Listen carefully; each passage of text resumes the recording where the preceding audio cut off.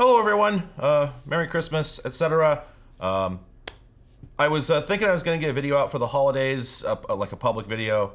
That's not happening, which is fine, whatever. I took a couple weeks off from my day job, and I figure I should probably take a little time off from YouTube as well, sooner or later. So I've been mostly chilling, but I got a number of interesting things lately, and I'm sort of in the spirit of gratitude or something. That's Thanksgiving, right? I don't think Thanksgiving is this month, but whatever. It's Christmas, and everyone has been really generous to me all year long. Some of you have been subscribed to me here on Patreon for longer than a year, which is amazing. And I just couldn't do anything that I'm doing without you all. I know I say that in every video, but it's very, very true. And I'm just kind of astonished constantly that everyone keeps sending me money to just do whatever I get around to doing. I just wanted to say thank you again. And since I'm not going to have a main channel video out for probably sometime till after the beginning of the year, I figured why not do some show and tell with some stuff that is not going to show up on the main channel for some time and some special things. I got this thing here that's new in box. I'm going to do an unboxing with that because I don't very often get things that are actually completely new in box. This is also kind of a cool thing, sort of a follow-up to a previous video after a fashion. And then obviously there's the elephant in the room here. I just got this morning. I'll just briefly expound on that. So this is a Macintosh Color Classic. They made two models of them that I think are nearly identical. And I've wanted one for a really long time, but they were always a little uncomfortably expensive. It's a beige whale, right? So it just never seemed to pop up for a price that was super reasonable. They're weirdly sought after, particularly because, and this we'll come back to, a lot of them are no longer in their original as sold configuration. Yeah, we'll talk about that. They're a little dopey. Like, I mean, look at this thing. They call it a color classic, but it's not really, it doesn't really look like a classic Mac. It's got the silly little elephant feet on the bottom. And it's got the post-1990 styling, you know, like with the Performas and whatnot, where they stopped using the Snow White design language like they've got on the stuff like this and on the Mac SE and whatnot. And they went to the curvy, smooth kind of styling that makes you think of like Enya, like the Roland D50 sampling keyboard. I was never a fan of it, and this thing does have a bunch of other curves on it that aren't too hot. But what it is a very small CRT based Mac with a little baby color Trinitron screen, and I've always liked that. The first Macintosh I ever saw was a color. It was a Mac 2. It was a really old one, I guess at the time. It was circa 1995, 96, something like that. I saw a Mac 2 in a classroom and at school, and it just blew my mind. It was the weirdest thing I'd ever seen, and I didn't really get to do much with it, and so I spent a really long time thinking about that machine, just kind of obsessed with it. So the black and white Macs I didn't really find out about until later, at least a few years later, and so it never really held that much fascination for me. For me, Macs were always color. They were that like System 7, System 8 kind of look. The Color Classic, while it can't do a lot of the stuff that like a Mac 2 or a Quadra or even like an LC 68K machine can do, it can still do a lot of the earlier stuff. Basically, I don't think there's anything that an actual original Mac or Mac Classic or SE can do that this one can't, but better, because I can put it in color mode, and it does have better capabilities than any of the other compact Macs. Anyway, I've always wanted one. People say they suck. It's got like hampered, I think bus width or something like that, and limited memory, no real expandability, et cetera, and for years, people have called these things road apples. They've talked shit about them because you can't do very much with them. Well, I don't want to do very much. Most of what I want to do with a Mac, if I'm really curious about it, I'm going to do it in emulation. If I want a hardware Mac, it's only because I want to have, the nostalgic experience. I just want to set a mood. That's all. So I went into RePC last week, and one of these had popped up, and I'd maybe seen one there once before. So I'm looking at it, I'm going like, wow, that thing's pretty clean. I'd like to have it, but it was stickered for $375, and I'm like, that's just a bit much. You know, it's still that beige whale price. If it had been $150 or maybe $200, I would have just walked out with it on the spot. But for $375, I'm looking at it and going, I could buy that, or, you know, 2 SSDs for my cameras. So I went home, and over the weekend, I sat around and thought about it, and I thought, yeah, but I want it, though. Like, I've been working hard for the last 3 years to the point where, you know, people have started paying me for what I do, and all I'm doing is taking all that money and turning around and buying more stuff to put into the channel. And that's great, but at some point I should probably buy something nice for myself, maybe sooner or later. So I went back today and I picked the thing up this morning. As far as I'm concerned, it's a Christmas present from all of you. Thank you.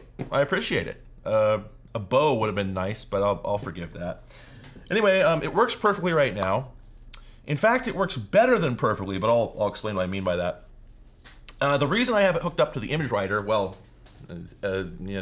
obviously, this image writer has been sitting here for I don't know how long. I don't remember where the hell I got it, and I didn't even think it had ink or anything. And then today, when I was getting ready to send letters to my cat tier patrons, who, again, I'm astonished by their generosity. That's collectively like $900 a month they're giving me.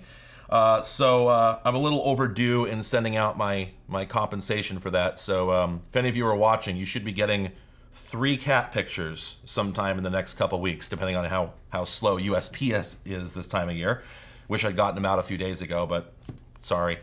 Anyway, I decided to compose the accompanying letter on here because I'd just gotten it. So I brought it back to the office, I set it up, and I typed out this letter. And, you know, I'll just be honest, I've made fun of a lot of people for what me and some of my friends call huffing vibes, forcing yourself to do something that you could do better, faster, more efficiently, where you could achieve your core goal better on a newer machine, forcing yourself to do it on an old machine just because you're trying to have some reason to own one of these things that's not as good as the computer you have now.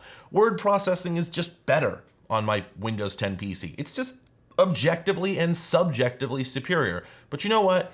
I felt like pretending it was 1995, and this nailed it for me. So, paid for itself. That experience alone was worth it. Now, I have this off right now because it loud. Let me go ahead and fire this up so you can see what I mean. So if I turn this on, you'll notice one thing right away.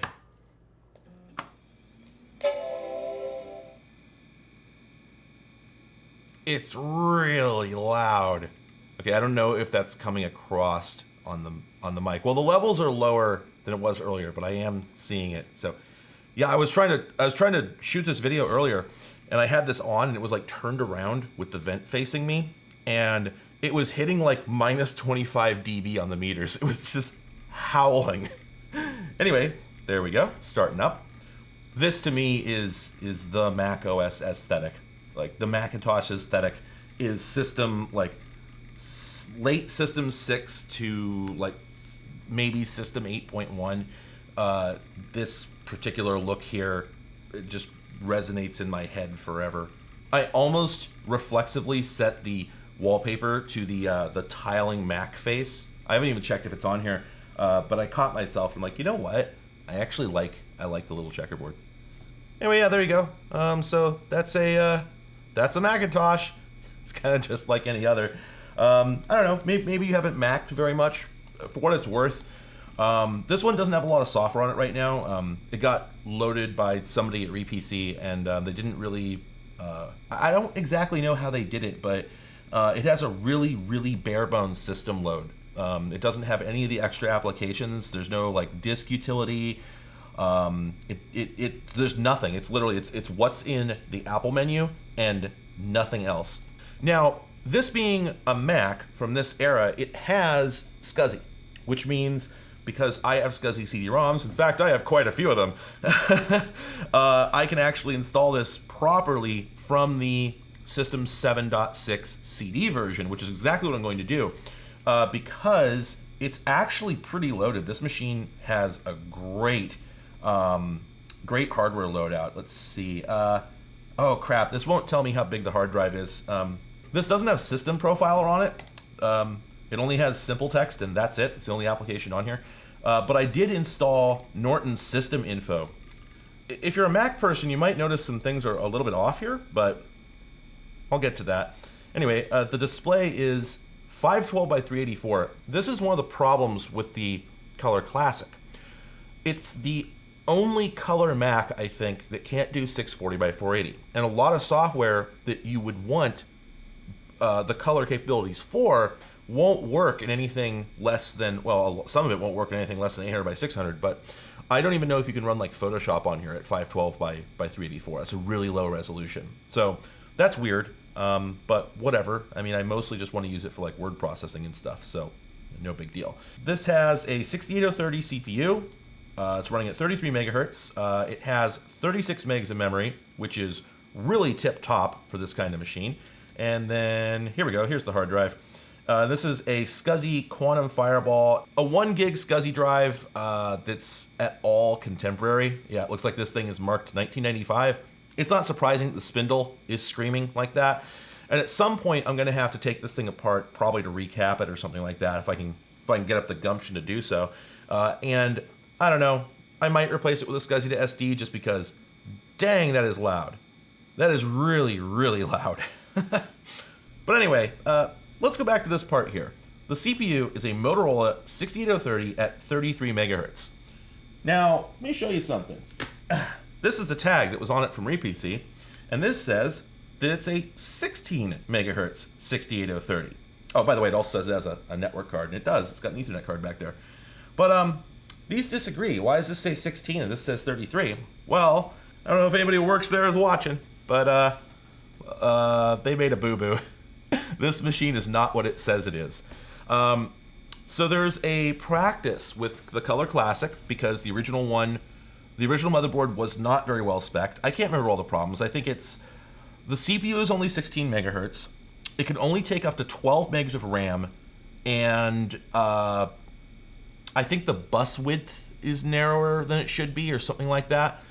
So the performance on it is not great. Now, I haven't used an original Color Classic, so I can't swear to this, but a lot of the time when people are talking about old Macs and saying the performance is crap and it doesn't have enough memory and whatnot, they're doing what some friends of mine refer to as tip-topping, where they don't need any of those capabilities. They're not actually trying to do something legitimate. They're trying to get one program to launch just for kicks, and then they're never going to use it. Yeah, okay, if I shoved 64 megs of RAM into this, I could like launch Bryce 3D and render a landscape that takes 20 minutes at like 1024 by 768, but then I'm just gonna close it. I'm not gonna do anything with that. I don't need that. I don't know what you could do on a 9-inch screen that would require more than 12 megs of memory, right? So it's probably not really a problem. But if for some reason you've convinced yourself that you really need this particular machine to run faster, if you've somehow found something that makes sense to do on a system of this form factor that really needs those extra capabilities, it is actually possible to upgrade it. It's not designed to be upgraded. The upgrades are pretty brutal and monstrous, but you can do it. And this one has been upgraded.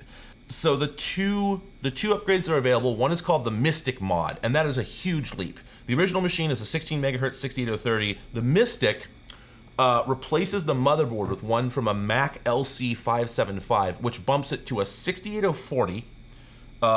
I think also at 33 megahertz, but you can also replace the chip at that point with one that has a hardware floating point unit, I believe. And then you can stuff 138 megs of RAM into it. So it's a real monster of an upgrade. There's no reason to do it at all, but if you go to eBay and look up Color Classic Mystic, people are selling these things for $1,200, or at least they're trying to. And they've been selling them for $1,200 for years and years. I don't know if anyone's buying them, but they're just one of the most expensive Macs that you'll ever find that's not like a one-off prototype that, this has Steve Jobs' signature inside. At least I think it's Steve Jobs. Now, this is not Mystic modded. if I had paid $375 for this and found out that it was a $1,200 machine, I don't know. I might have taken it back. Like that might actually breach my ethics, because like I don't want RePC to go out of business. So if they just thrown away $600 on this thing, I might have had to take it back to the store. It has been board swapped with a Macintosh LC520. Which, as it turns out, unlike the 575, it actually fits the exact same pattern back here. So this is sort of like the I/O shield on a PC motherboard, that metal plate that's got all the holes in it for the ports. There are some PC cases where that's not removable; it's permanently stamped into the sheet metal, and you can never change the motherboard, even if you have one that would theoretically fit. Because, well, I mean, you could, but you'd have to butcher it. You'd have to hacksaw a hole in the back of the case. It would look like dog shit. Dust would get in, rats would make their home in your machine. So it's not really an option, but you can do it, if you want to be gross. And you can do the same thing with this, with the 575 board. If you put the Mystic in here, you'll just have an open hole in the back with all the ports hanging out of it. Unless, in recent years, people have started 3D printing back covers for them, but they don't look too hot. This one, on the other hand, as it turns out, the LC520 is the exact same port layout. It's just a better board. It's got the faster processor and it supports more RAM and whatnot. So it appears that that's what someone did here. And I have actually not opened it up yet to check, and I figured I would go ahead and do that here on camera. So let's pull this thing open. Hopefully I don't destroy it in the process, and we'll see what's in there. So in theory, all we have to do is pull down on these tabs and then pull out, and this plastic panel should come right out. There we go. And we're very lucky because these tabs, the plastic that was used for Macs in this era is often referred to as spindler plastic. At least I think that's what this is. And it's ABS that was often cast much thinner than it really ought to be. And so stuff just breaks off very, very easily. Anyway, now that that's out, in theory, what I'm told is that I can just slide the motherboard out. No fooling. So let's see if that works. If I can get my fingers on it here. Oh, okay, there we go. This might be a little dim because I don't have lighting back here, but yeah, there's the board. And apparently the deal here is, I think it's got 8 megs of RAM soldered on there, and then this is like a 24 meg stick or something like that, because it's only got one SIM slot. So guessing that's what that's about. And then I believe that other stick there is CPU cache, but I could be wrong. And it looks like we can't see the processor and some of the other chips under there. So I think I need to pull this network card to get a picture of the entire board. It looks like that just pops right out, so let's give that a shot. There we go. And there we are. That's the whole board, and I have no idea whether this is what an LC520 board is supposed to look like. I don't see any sort of label on here to indicate what it would be, but that's typical for Apple. They just use part numbers. Yeah, it looks like there's some subtle differences. The Color Classic board apparently has a pair of 30-pin SIM slots, whereas this has a 72-pin, and the position of the slots is different. And yeah, there's some other various chips that are rotated here. Whereas that's a picture of the LC520 board, and yeah, that's definitely the exact same layout. So yeah, this one's been upgraded.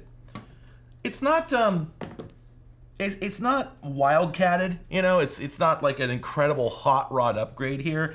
It's probably a little more sprightly than it would have been with the original processor, and I think that although I couldn't find one of these on eBay, I suspect that this would have been like a $600 to $800 machine, given the usual way stuff like this is priced. So I definitely made out like a thief here, and it does make the machine a little cooler.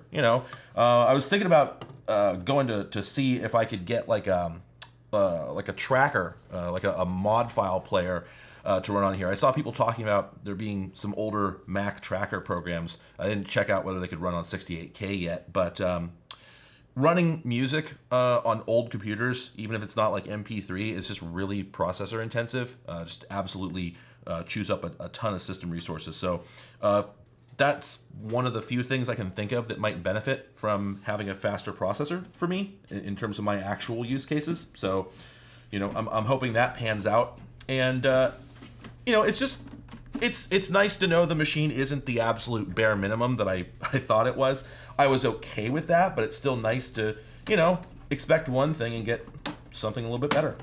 So let's power this thing up and see if it still boots.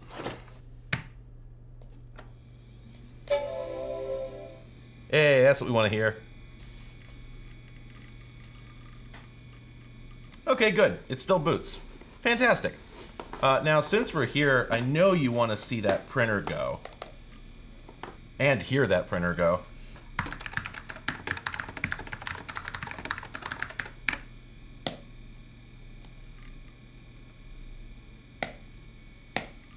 It takes quite a while to buffer. It's been like 10, maybe 12 seconds. There we go.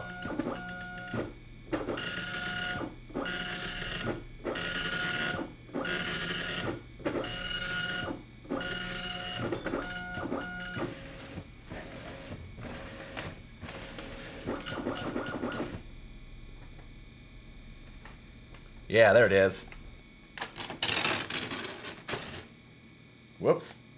I don't know where I got this box of paper, but the tractor feed paper I have for this is like the lowest imaginable grade. If you hold it up to the light, it just looks mottled and disgusting. And it's actually, I don't know if you can see it with the white balance of the camera, but it's actually turning brown. I mean, it still works, but it's really unpleasant to look at. Yo, check this out. I just noticed this. Aren't TX tilde? I don't know why it did that. Strange things are afoot at the image writer. Speaking of which, it's called an image writer. I know that you can print pictures with it, but I don't think I have anything on this machine that I can use to do that. Yeah, doesn't seem to be anything on here that can produce a picture print. So unfortunately, I can't demo that part, which is just as well because if I printed any kind of image, I would be sitting here for like 10 minutes waiting for it to finish, and it would probably run out the rest of my ink ribbon. So anyway, that's kind of it for the Mac. It's just a fun little trinket that I've always wanted, and you know, I guess remember if you want something, if there's something that piques your interest and catches your eye, you don't need a good reason to have it. You know, if you can afford it. I happen to be lucky enough that I can afford to buy something like this on a whim just because I want it, even though I don't have a very good use for it. It's not the most practical Mac I could own, but you know, I've had the money to buy one of these for quite some time, and I haven't done it because I was just sort of sitting around going like, well, yeah, but what good reason do you have? You know what's a good reason? Because I feel like it. The next thing I have here, like I said, is a new in-box gadget. This is something I've been looking at getting for quite some time. It's a Hewlett-Packard CapShare 920. I don't think they're all that particularly rare. I think they actually sold quite a few of them. They had a CapShare 910. This is the second model they released sometime later. And as far as I know, they're pretty much identical other than some minor improvements. So I think they must have been some amount of successful because there's actually a bunch on eBay. Like, I was thinking about getting one of these for a long time, and I went to eBay and I found them for like $30, $40. There were like, I don't know, 10 or 12 listings on there at the time. And I put one in my cart, and again, it was like beige whale status, but way up there. As in, even for $40, I was going, do I really need to? It doesn't really do very much. It's just kind of clever.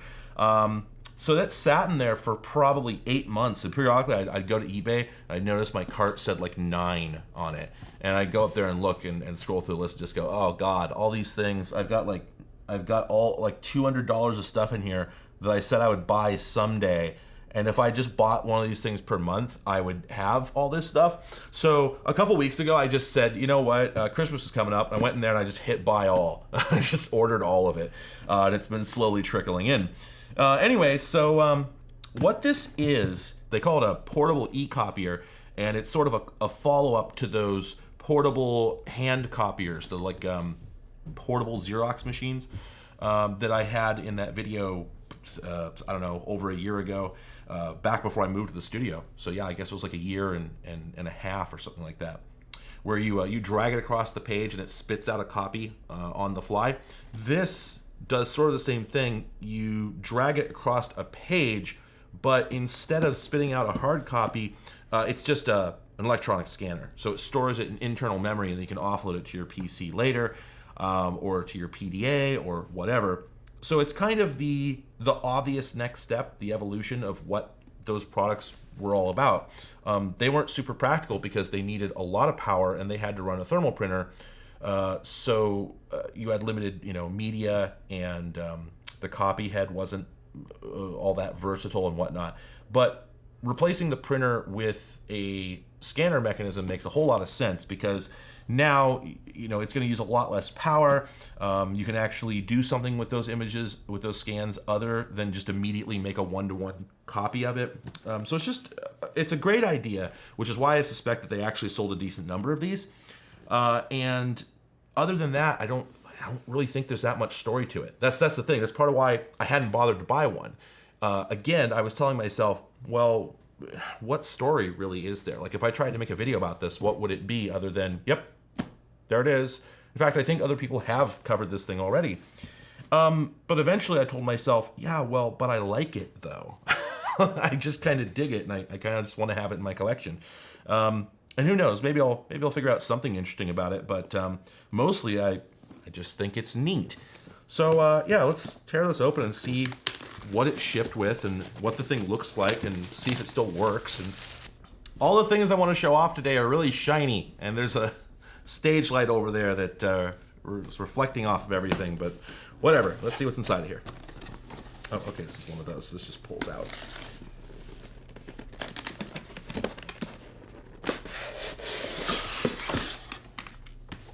Well, that didn't get us much. Oh, it's one of those things where they put a box inside of a box. Here we go. You can feel plastic wrap. All right. Okay, so this is the quick start card, and tells us the box has the appliance, and it came with nickel metal hydride batteries. That's kind of surprising for the time. I thought this was from like 1995. Were they using nickel metal hydride yet? I didn't think that happened until a year or two later. I would have thought it would have been nickel cadmium for the time. But yeah, it ships with rechargeables. And in fact, it says down here, high capacity alkaline batteries can be used, but are not recommended. So I think that probably suggests that this thing chews up batteries like nobody's business. But anyway, it looks like it includes a battery charger that supposedly has a quick charge feature. How does that work? Charge 2 batteries for 2 hours, or charge 4 batteries for 10 to 14 hours. No, I don't know enough about battery technology. I have no idea what's going on there. That doesn't seem like it scans, no pun intended. Anyway, but yeah, then you just hit the power button, put the thing on the corner of the page, and press and release the capture button, and then, oh, that's right. Now I remember, that's what was exciting about this. It doesn't just scan in a straight line like a flatbed or like those portable copiers did. That's what makes it so special. See, as it shows here, you actually move it in a U-shaped pattern. You move it down, over, and back up, and repeat, and it assembles the entire scan of the page out of your individual scans. And I don't know how that works for sure, but my guess is that this is sort of the progenitor of that awful little scanner mouse that I had a few videos back, where you move it all over, it takes pictures, and then it uses correlation to figure out where the lines fit together. And in fact, this suggests right here, that's exactly what it does. It says, keep the entire base of the appliance flat on the page at all times, and be sure to overlap the down and up paths by at least a ½ an inch. Now that could just be to ensure coverage, but I think it's because it doesn't have like an accelerometer or anything to know precisely how you're moving. It doesn't know when you're moving left and right. So instead, it's using pure correlation. It's just taking your 2 scans and sticking them together and figuring out how they fit together. So if you don't have enough overlap, it won't be able to do that. Then on the back here, we've got Here are the various parts of the animal. It's interesting. It's got zoom and rotate controls. So this is a little more advanced than I even expected.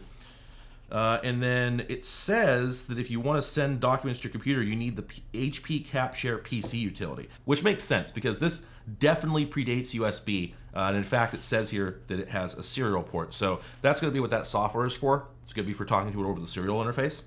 And then, yeah, it suggests that you send files to your PC either via the serial port or via IR. So it's got an IR window on here somewhere. And it shows you can send it directly to a PDA or to a printer. Huh, that's interesting. How would that work? Did HP have printers with IR interfaces? Probably. That would make a lot of sense.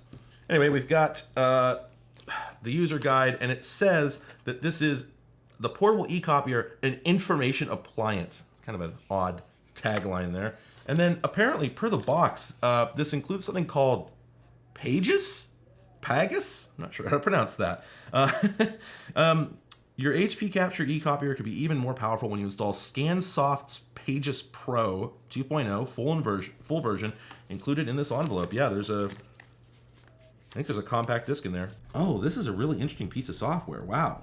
I won't have time to demo this for this video, unfortunately, because I would have to dig out a machine that could run it. But what they're doing here is, this is a shell extension. So basically, the software for this creates a virtual folder in Explorer that has objects in it that you can treat like files, but they actually represent like data inside this program. I've seen a few programs like that.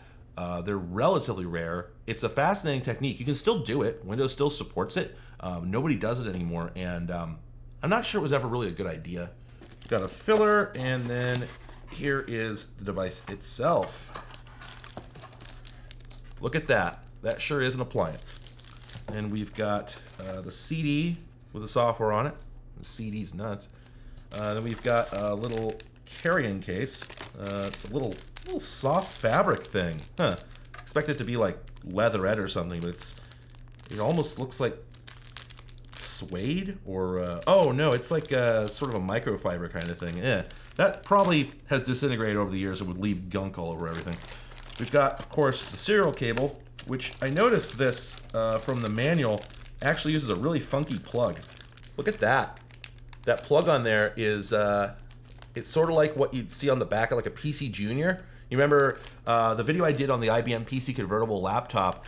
This kind of resembles the video cable they used on there. The same one they used on the PC Junior, where it's basically just a raw, like motherboard-style pin header sticking out of the thing. I guess I don't really have that much of a problem with it, but it's still kind of weird. Was there really no better plug at this time? Then we've got the nickel metal hydride batteries, which, boy, I don't think these have leaked. There's schmutz here, but it seems to be on the outside. Yeah, that's like, that's fiber that's come off the paperboard in here. So these appear to actually still be intact. And if I'm reading this correctly, these are 1.5 amp hour nickel metal hydride batteries. These actually look decent. I would not be surprised if these still work. I'm probably going to charge those up in a controlled environment and see if they go. Then we've got the charger here. Wow, I gotta say, if a modern device ever included a battery charger, it would not feel as well built as this one does. This has actually got some heft to it, and the plastic is nice and stiff. It's got that textured surface, so this actually feels like a reasonably high quality battery charger. I might actually trust it. Anyway, we're not going to charge those batteries right now, certainly, so let's set that aside and let's get the gadget out. So there it is. Now, first things first, it's got the rubberized coating on the top, and this one has not died. It's actually still fine. It's not leaving residue on my fingers, but it's not very pretty. Oh, you know what? It does have a couple of smudges on it, like there, but also here, and that's not even the rubberized part. So I think those might just be like contact, like impression points from being in the box for so long. I don't know. The rest of it, however, is just ordinary ABS. Doesn't have the rubberized coating on it, so that's good. And boy, these controls, I'm not sure about these. These feel like Mylar buttons, but then this one on the side is like a tactile switch, and it doesn't feel very good. It feels a little cheap, kind of surprising for HP.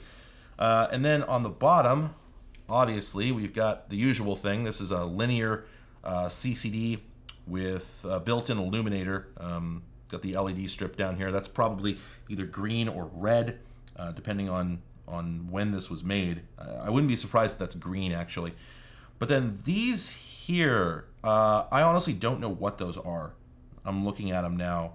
You know, those might be two-dimensional image sensors. This might actually be a direct predecessor of the Halo mouse, where it uses like optical mouse style surface tracking. Because I'm looking at this and I'm realizing, if we look very carefully here, there we go, now we're in focus. Notice that this actually comes off at an angle like that, and this one comes off at an angle like that.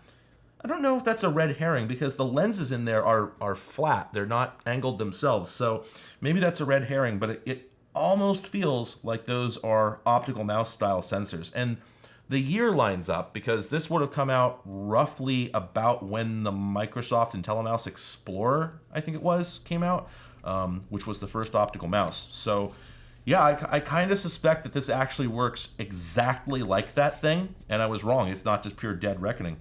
I'll be excited to find out. I'll have to look up some patents. There's the battery door. It kind of flexed when I pulled it off. I didn't feel very, very comfortable, but it looks like it survived the ordeal. It says some really strange instructions for how to install the batteries. I'm actually not sure how to interpret those. I guess it's saying that I put this in here and then flip it down, and then I guess I put that in there and then flip that down. Wait, so it only takes 2 cells? It came with 4 batteries and a 4-cell charger, but it only takes 2 cells? Huh. Alright. Yeah, I guess. Whatever. Alright, let's fire this thing up. Power button's on the side. Ruh-roh. Did I put them in backwards? It's not impossible that I put the cells in backwards. I put them both in backwards. It said exactly what to do, and then I didn't do it. Let's try again. There we go.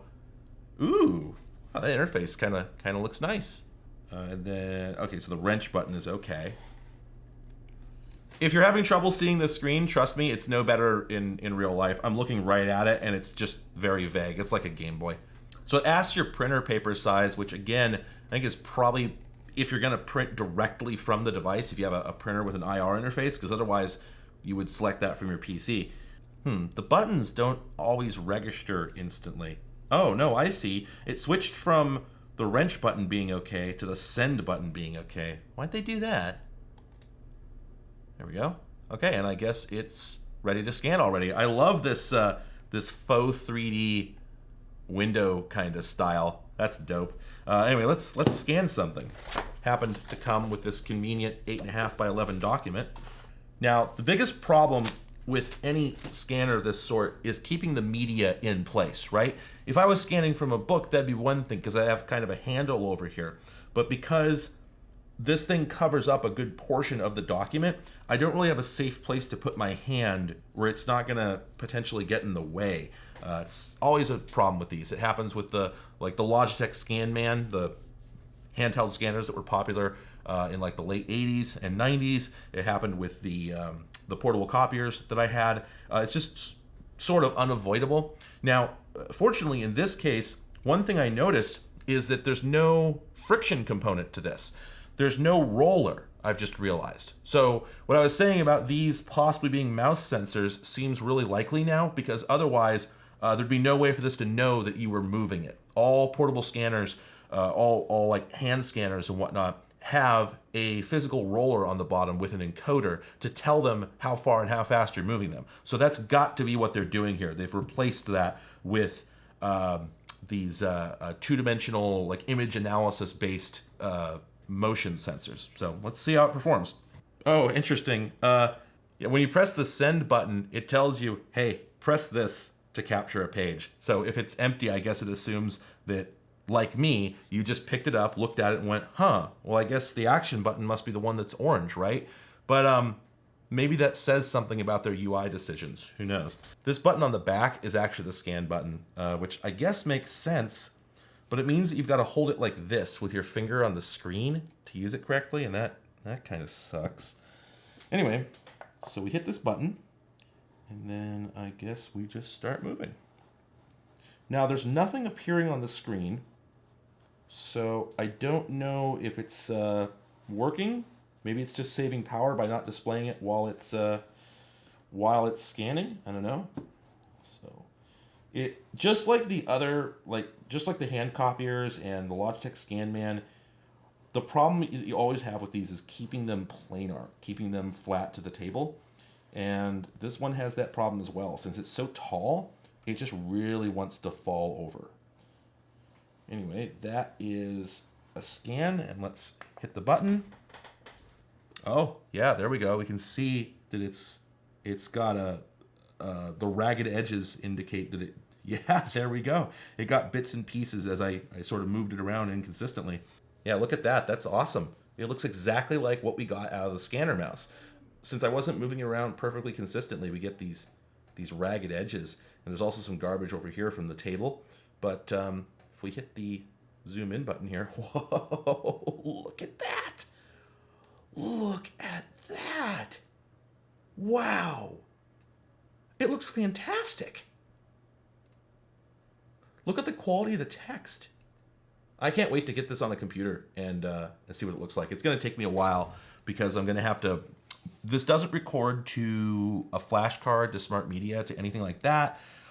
So it's gonna require me to get a machine with serial and the compatible software. Fortunately, I have the disk for once, and I'll have to download the files over serial to see what they really look like. At any rate, yeah, this thing works like a charm. I mean, I like drug it way out. If I was doing an actual channel video, I probably would have gotten this thing batteried up and going and a page scanned within the first like 15-20 seconds of the video, because that's actually really slick and it feels good in the hand. It feels really well built. The interface looks gorgeous. I wish it was backlit, but what can you do? It actually has this little menuing system here. Check this out. I hit the tools button and let's see, attached to previous. So I guess you can stack up multiple scans into a single multi-page file. That's cool.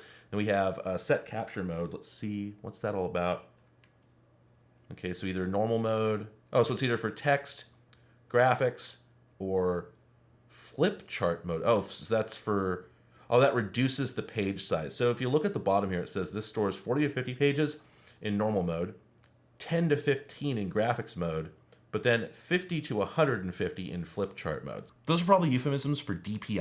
I think it's probably what's going on. So if you're in flip chart mode, it assumes that you're scanning something that's going to have really big details. So reproducing it at a much lower DPI isn't going to be a problem. So you get much higher capacity because, yeah, if you're scanning like a normal 8.5 document at a much lower DPI, then you're going to be able to fit more in the internal memory. What I'm really curious about is this feature that says trim edges of page. Let's see. Oh, okay. So that sort of looks like it intelligently figured out where the edges were, because that's not ragged anymore. Let's go back. Oh, you can press help and it gives you contextual help. That's awesome. So you can only trim the left edge and the top edge. Oh no, and then you press the button to trim the bottom and the right edges. I guess that's reasonable. Okay.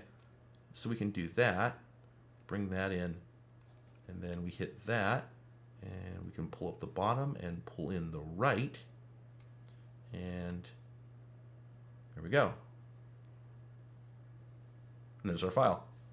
Wow, that was really cool. I was already expecting it to be cool, but it was actually even cooler than I anticipated. I'm gonna have to play with this and try various things, go through the different modes, because it looks like it's a little deeper than I was prepared for. And you know, this is from the golden age of companies like Hewlett-Packard, who have long since given up actually still giving a shit and actually bothering to make an interesting product. So I don't know if they really continued this product line.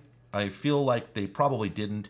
And as far as I know, nobody other than that Halo company, well, they weren't really the company, but whoever it was who made the Halo scanner mouse and all those other rebranded ones, I think is really the only people who picked up this ball and ran with it. I don't think you can buy anything like this anymore. And the fact that it still works means I might actually use it, assuming that serial interface isn't too ungodly slow to be useful. Yeah, I'm really excited to have that. That's super cool. I'm glad I bought one. And honestly, I hope people buy up all the other ones that have been lingering on eBay before they get thrown out, because those have been sitting on there for so long. I think people are going to start getting irritated. They're taking up so much space in their warehouses.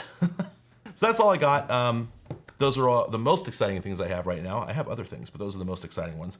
And I just wanted to thank you all again. I hope you had some fun watching this. I hope you have a nice Christmas. Thank you all again so much for supporting me, and I'll see you in the next video.